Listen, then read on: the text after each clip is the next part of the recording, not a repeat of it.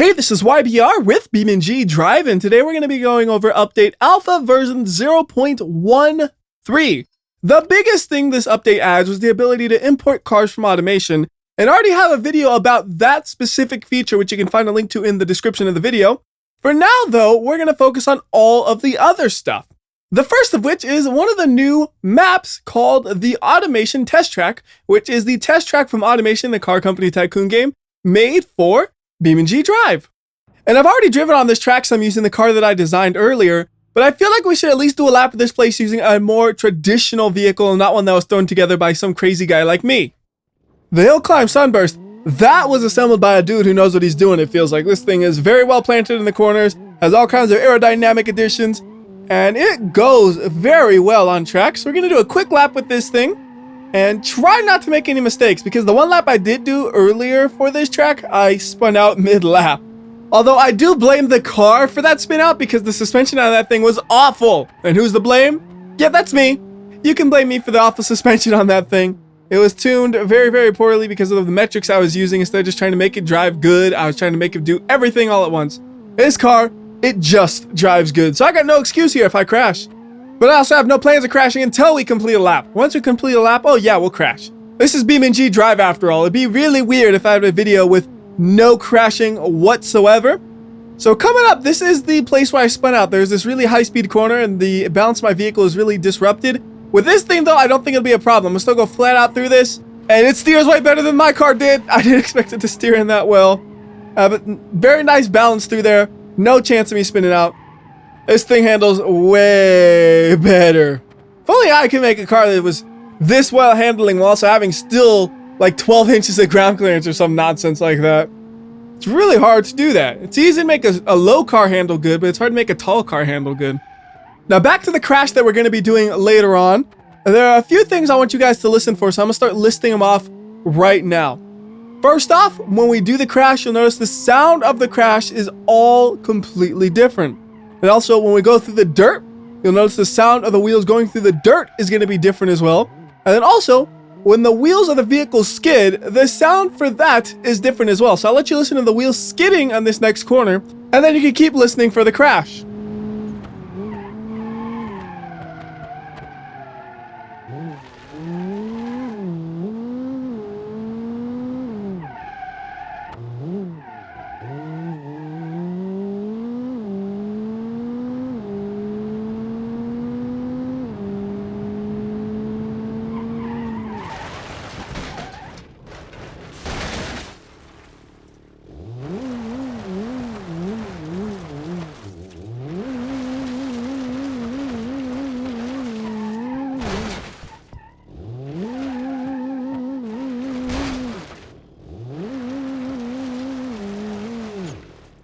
And this car is dead.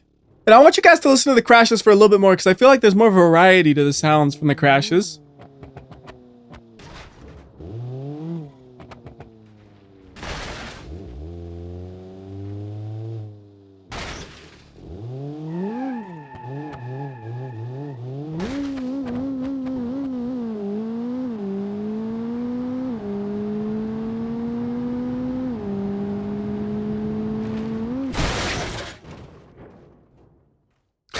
The whole front of the car just vanished from that one. I did notice that the new sound effects were a little bit quieter than the old ones, and I am perfectly okay with that, because with the old ones, if you wanted to be able to clearly hear the engine, the crashes would always feel a little bit too loud. Now it's just a better blend of the two sounds where you can clearly hear the engine, and then the crashes aren't super loud on your ears. So since we're going to be doing a little bit of off-road driving, I figure we'll grab a off-road vehicle and we'll stick with the Sunburst. It's treating me well. So we'll trade in my Hill Climb Sunburst for a Rally Sunburst. And here's another chance for you to listen to new road noises. In addition to that though, listen for the new turbocharger sounds.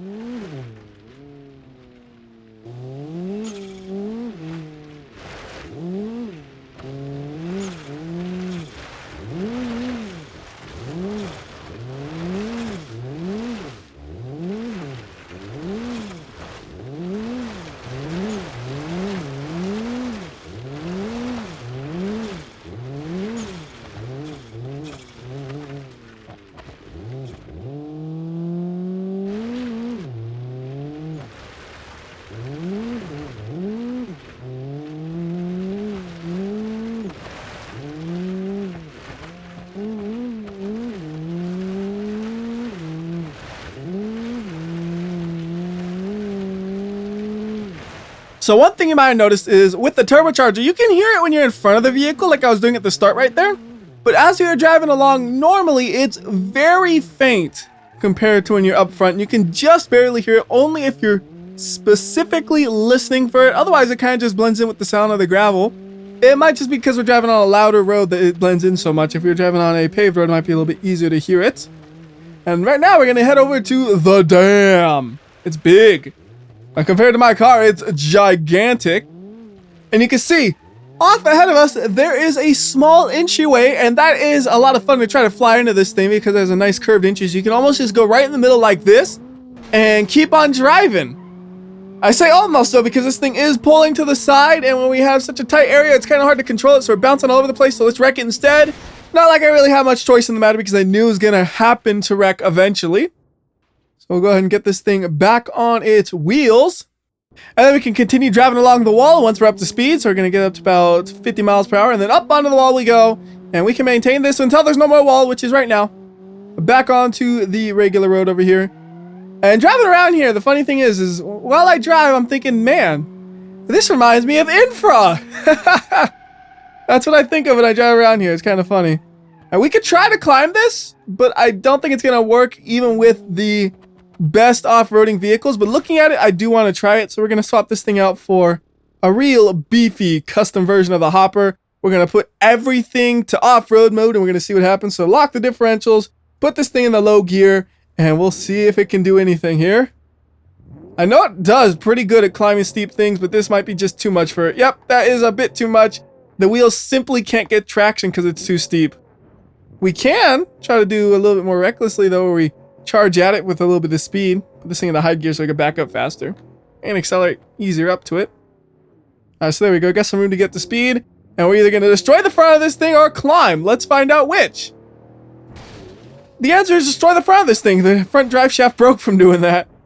Rear drive shaft is still good. So if you ever have a car and it's all-wheel drive and you're like, man, I wish it was only just rear-wheel drive. Yeah, just do that and it becomes rear-wheel drive. It's magnificent technology. That's the disable button. Let's go ahead and crash this thing one more time since it still wants to drive. And it still wants to drive after... Nope, the rear drive shaft broke. I swear it broke after the impact, though. That was weird. All right, that's all I wanted you for. You're done. You can go away now. How about we use one of the cars that's old but new? We're going to use the terrible version of the Moonhawk, which isn't changed in any way except cosmetically. You'll notice now it has a very, very rusty looking paint job. It looks like a vehicle that has been sitting for far too long, and the fact that it drives is truly a shock. I don't know, to me, if I see a car that's this rusty, I assume it's not going to work. Or if it is working, it's a project car that some dude just recently fixed the engine on. Like, to me, that's the only way you're going to see a car that looks like this actually running. But otherwise, it's the same old car, very slow engine, not very fun to drive, but it can climb up walls. Nice thing about this area is every car is fun to drive up a wall. Seriously, what car is not fun to drive up a wall? Maybe not the Pigeon, because it might tip over too easily. But look at this. Up the wall. Although we can't hold it because we don't have the downforce or the speed. And off the wall. And then back to the roads. But this thing's a pile of junk, so how about we replace it with a different pile of junk? First off, though, we gotta wreck it. Oh, I might still drive after this, actually. I was thinking it would flip over, but... yeah, it keeps on going. See, now it looks a little bit more natural. You got the rust and the damage. You can go. Come on, I believe in you. Alright, radiator's damaged, so it's not going to cool too well, but we can keep on going until the engine overheats. If the engine will overheat. This isn't a super high output engine, so it'll probably take a while to overheat itself. How about another quick crash? There we go. Didn't do too much to it, did it? No, not really. Alright, keep on going then. If you want to drive, you can drive. And if you don't want to drive, well, too late. I've already decided that you're driving, so you're going to drive. If something tells me this thing does not want to die, the problem is it's so slow, we can't get it to high enough speed to wreck it. Now, we're going pretty fast. We're going 60 plus miles per hour. It should be able to wreck. You just got to find the right spot, like on these rocks. There we go. Nope, still good. Still good, although we're kind of off the road now. And I think there's a wall that whole way, so we got to drive around this thing. Come on, get wrecked. Like, I'm so trying to make this thing no longer drive, and it just keeps going. It looks really good in this condition, though, with that paint job. I think we're going to leave it at that and go to a different vehicle. Let's Well, very, very similar to that vehicle. Because there's the Terrible for the Moonhawk, but then for the Barstow, you have the Awful. Although the interesting thing about the Awful is it has a crazy exhaust. The exhaust on this thing is those 6 bars sticking up out of the hood. That's how you can tell it's an inline 6 engine, by the way. There's 1 bar for each cylinder. We also have like a bull bar in front. So this one's more of a destruction derby or banger race kind of car, where the other one was just a bad car. And the one thing I like about this thing is it looks like it has some sort of crazy flamethrower whenever it backfires. Look at that. Like, I'm surprised the vehicle will ever catch fire backfiring all over the place like that. Well, I'm trying to churn and backfire at the same time. We only can do one at a time, I guess. So we'll focus on going through these roads a little bit. We're going to get up to like 60 miles per hour, hopefully, and then crash it. It's kind of hard to get up to speed, though, on a dirt road that's uphill. And we need a different vehicle after all. No, I believe in this thing. It's going to pollute the world, though, that's for sure. This is black smoke coming out of this thing. Like, that's not even like blue smoke from like burning oil. That's just black. That thing is killing the ozone. And I don't even know if we reach 60 miles per hour now because I'm too busy killing ozones. Look at this. Just do donuts right here. Just do donuts and kill the ozone some. Yep. That's what this car is designed for. Destruction derbies and killing ozones. Alright, well, enough of that. Back to the goal of 60 miles per hour. Not gonna happen with this thing. It's too slow. It's got the inline 6. Yeah, modern inline 6s, they can be fast. This ain't your modern inline 6. This is a bottom of the barrel engine in this thing. You got inline 6, small V8, big V8, big V8. Those are the engine options. So it's not going to be moving fast, but thankfully we have almost reached its final destination. You notice now we're at the top of the dam.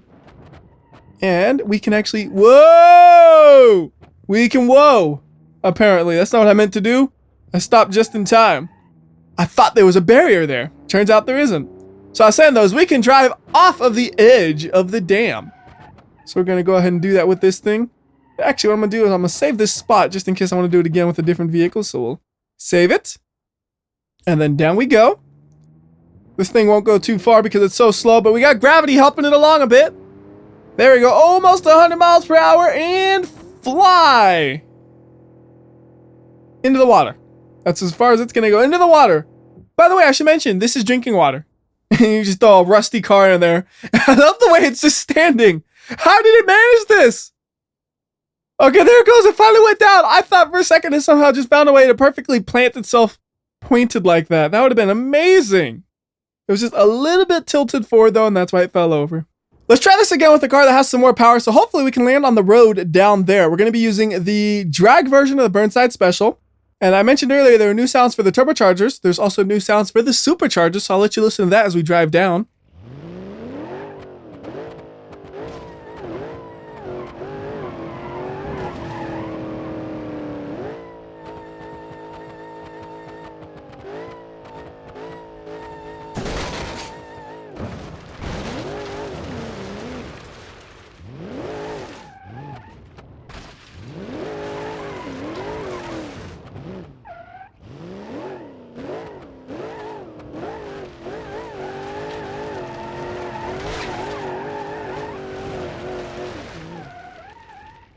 So that should give you a good idea of what the supercharger sounds like. And what I want to try to do with this thing is get into the tunnel, but I just don't know if we have enough steering to make it. This thing has a completely ruined front. We just gotta struggle our way to it. We can do it, and then once we're in there, we're gonna floor it and see what happens. Oh, I think we're gonna, yep, we hit it. Well, this thing just doesn't have the steering, I think, to drive through here, but I wanted to try it out. So we're gonna try it right now, because we actually made it in. So floor it. Nope, nope, I can't get it to go straight.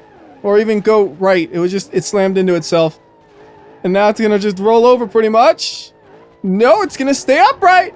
And also, it's on fire, isn't it? Yep, it's on fire. All right, but that gives you enough looking at this. So let's go ahead and go back to the top of the hill. And you know how I sometimes said this thing looked like a taxi because of the yellow color? Well, now there's actually a taxi version of the vehicle which uses the exact same yellow color. And then, of course, it has some taxi extras. So it has regular wheels from the factory on this thing, those beautiful white walls. Like, I love white walls, but no vehicle can pull them off like these old cars. And then it also has the taxi words on the side, the checkered flag taxi thing there. and then the word taxi on the top. We'll go ahead and drive this around, be the taxi for a little bit. It's not super fast or anything. It has the smaller V8 engine. It's not gonna be fast. Who expects a taxi to be fast except for that one taxi from that one movie, which I think was literally called Taxi. This is not from there. This is a regular traditional taxi vehicle. It happens to be driving inches from the edge of a dam for some reason.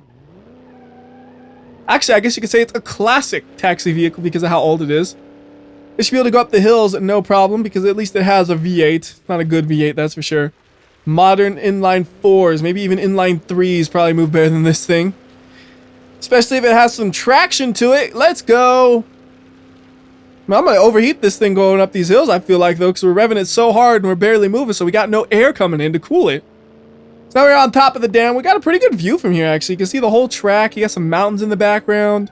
Over here on the other side, you just got some more mountains, and you see the water that's coming into it. It's just a nice little spot to be. And actually, hold up, as I pop my hubcaps off all over the place. Hold up, can you drive off of there, or is that just a small hole?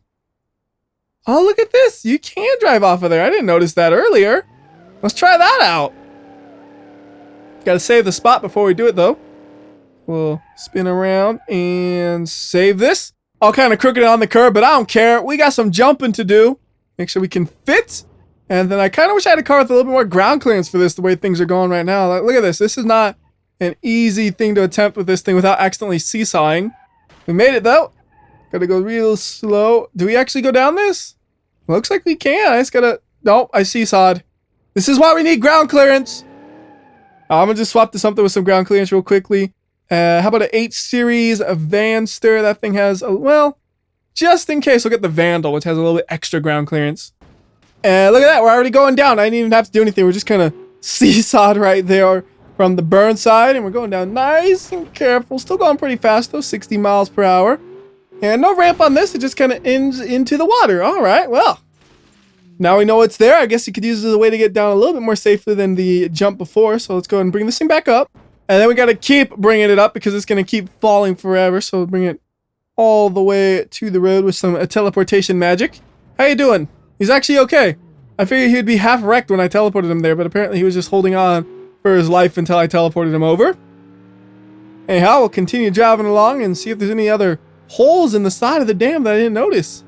Doesn't look like it. There is a gate we have to go through. Kind of be careful, it's tight fit, and now we're fine. It's not really a tight fit if you think about it. It's about as tight as a normal road. The way I drive in this game, it's like, yeah, both roads are mine. There's no opposite traffic, so I don't have to care. So you got a nice little building over there. Neat architecture to it. A parking lot for it, so whatever's happening there, you can go and check it out. Don't know what it's supposed to be. Like, I don't know if there's some automation lore that says like what that building might actually be, but there is some automation labels and stuff that we're going to be seeing eventually. It's just a long drive to get there, unfortunately. Like, this whole area up here that we're driving on, I have no idea how much of this is just automation versus BeamNG's creativity here. Like, I know in automation they have the test track and they have like the hill test and all kinds of other like little tests, but I don't know if this was actually a designed place from automation or if it was just the main track. Another little building right there, little church looking thing. Drive up to it if you wanted to. I'm not gonna bother, but you can. I like how it has a different barrier right there. Like, they could have easily just used that same barrier, but they said, no, let's put a different looking one there. Really matches the area nicely having that one. And it goes all the way. I didn't notice that before. Trying to keep people safe, man.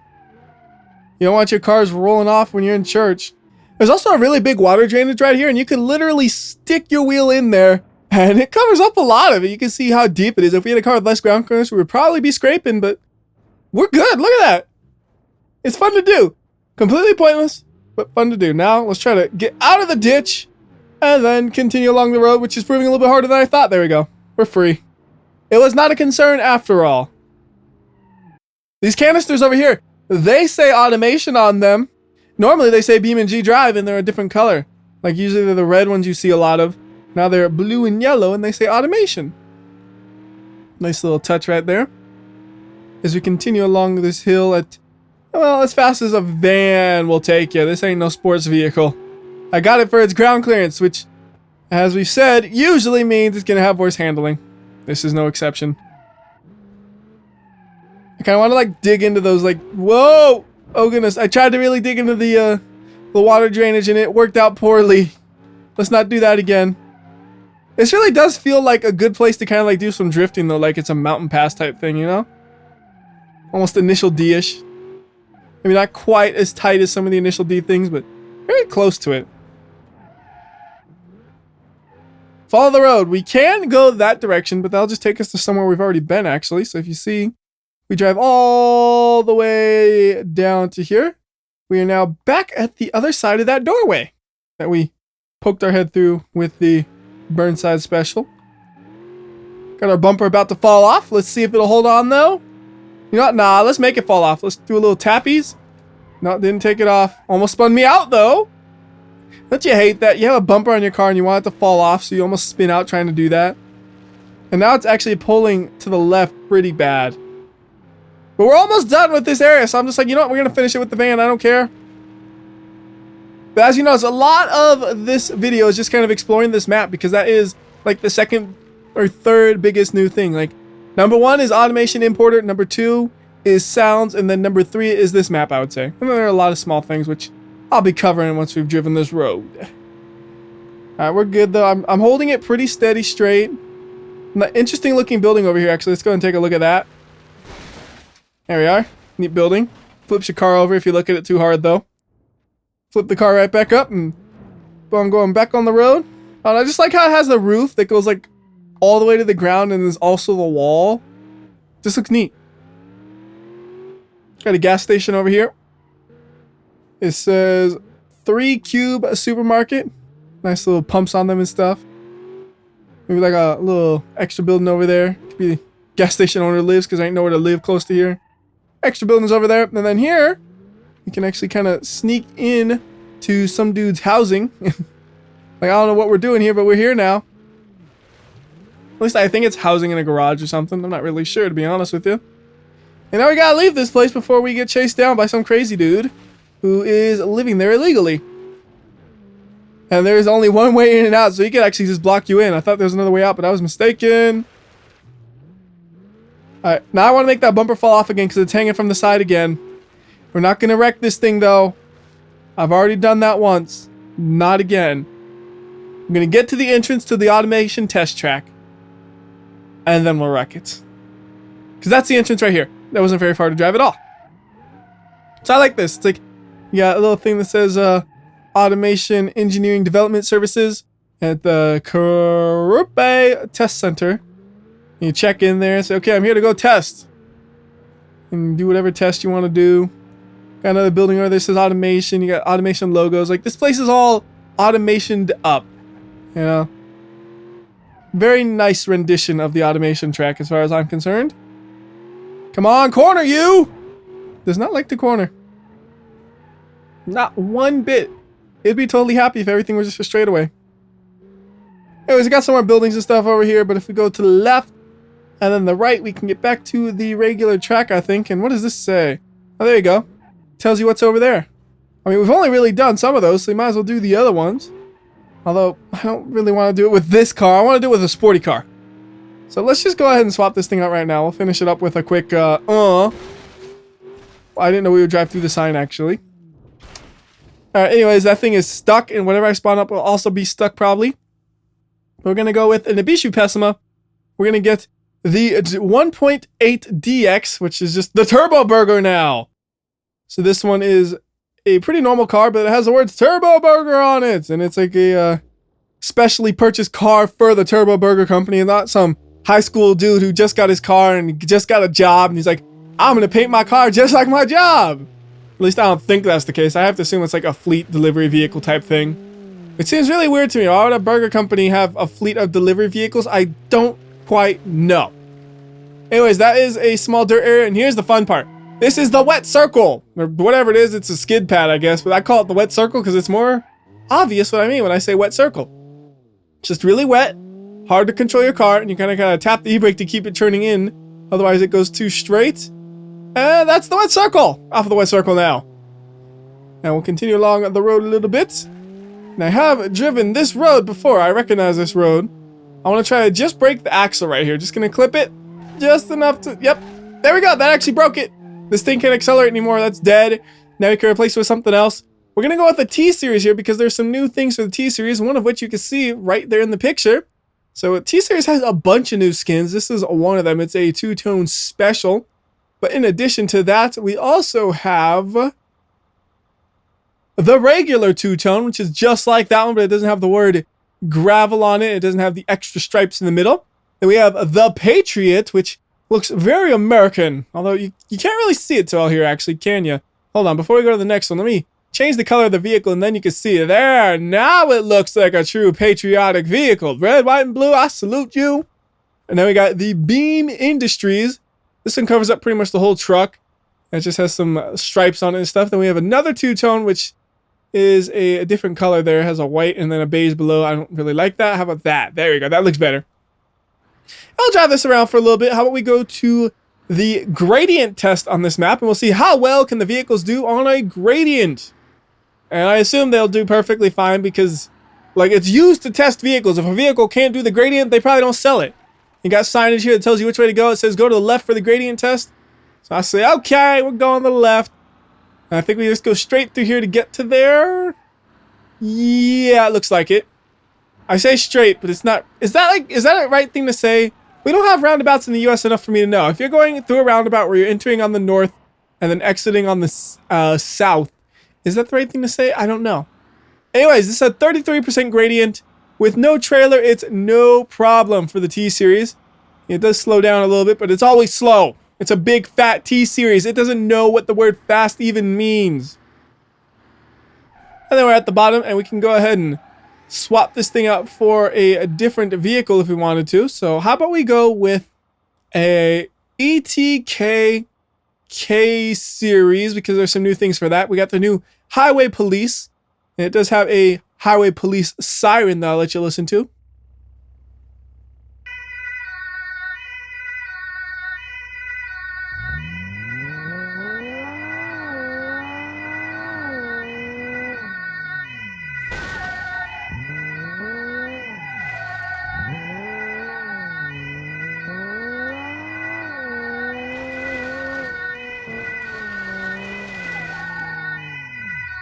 Alright, that's enough of this thing. It was damaged from like the very start basically, and it was driving poorly. So how about we go to the track day version of the ETKK series, which is like the fastest version of the vehicle with a big wing on it, and then it has a new paint job, which wasn't previously available.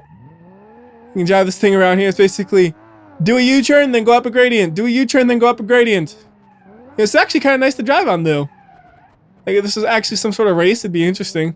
Alright, how about the big gradient? We should be able to get airborne on this thing, yeah? Yep. We're flying. And now our front wheel drive is broken, so we're just rear wheel driving it again. Just like we were doing with the other vehicle earlier. Except this one really struggles with only rear wheel drive. It can't do too much. So I'm going to go ahead and say that's it for this video. That's most of the bigger things I wanted to cover. As I said, there was basically those 3 big topics of automation importer, automation track, and a lot of new sounds. So until next time, this has been WhyBeAre. I'll see ya.